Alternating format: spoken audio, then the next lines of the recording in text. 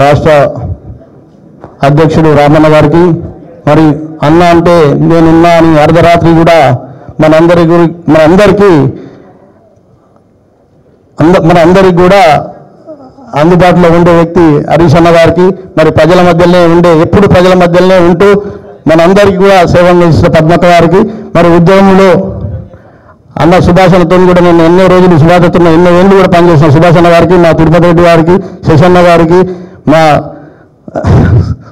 జయపతి అన్న గారికి మా మిత్రులు మల్లికార్జున గారికి ఎర్రల సీనన్న గారికి ప్రతి ఒక్కరికి పేరు పేరున్న సోమలన్న గారికి ప్రతి ఒక్కరికి పేరు పేరున్న యొక్క తెలంగాణ ఉద్యమాలు అన్న ఫస్ట్ మాట్లాడే ముందు ఒక చిన్న అంటే అన్న యుఎస్ గురించి బాగా తెలుసు కాబట్టి అక్కడ ఒక చిన్న కథ చెప్తాను. యుఎస్లో ఒక కుక్కలకు చిరుతకు రన్నింగ్ రేస్ పెట్టిరట హరీష్ అన్న. అయితే రామన్నకు బాగా తెలుసు ఎందుకంటే అక్కడ ఉన్నారు కాబట్టి మీరు కాదన్నా చెప్తా. అయితే కుక్కలకు చిరుతకు రన్నింగ్ రేస్ పెడితే కుక్కలకు కింది నుంచి 8, 9, 8 లెక్క పెడతారు. అట్లా 1 వరకు వచ్చి కుక్కలు ఉరుకుడు స్టార్ట్ అయినా కానీ చిరుత ఉరకలేదట. అట్లా అహంకారంతో చిరుత ఉరకక అక్కడనే అయిపోయింది. అరే ఎందుకు ఆగిందని దాని మీద రీసెర్చ్ చేస్తే అక్కడ అది రియల్ స్టోరీ. అది ఖచ్చితంగా రామన్నకి విషయం తెలుసు.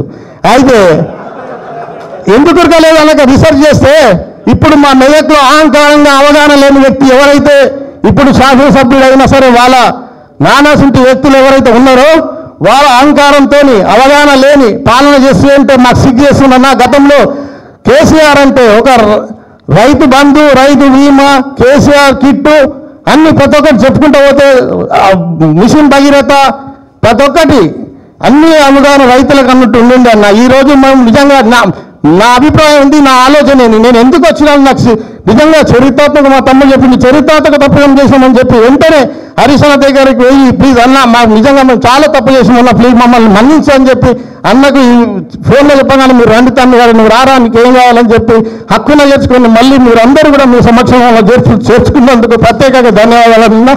మమ్మల్ని నిజంగా ఆ తెలంగాణ అమరవీరుల సాక్షిగా మమ్మల్ని క్షమించాలి. మీరు కూడా ఇక్కడ మా మండల నాయకులు మా రాజు గారు వీళ్ళందరూ కూడా మా మండల నాయకులు కూడా నన్ను క్షమించి హక్కున చేర్చుకున్నందుకు ప్రత్యేకంగా ధన్యవాదాలు.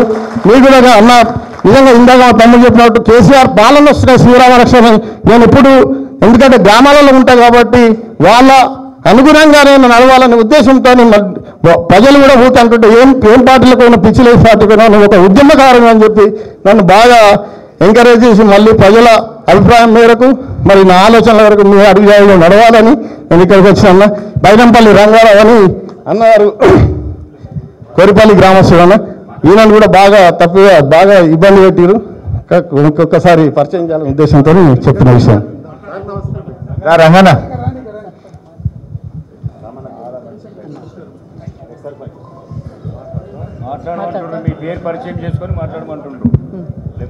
ఇప్పుడు 2 నిమిషాలు మాట్లాడు.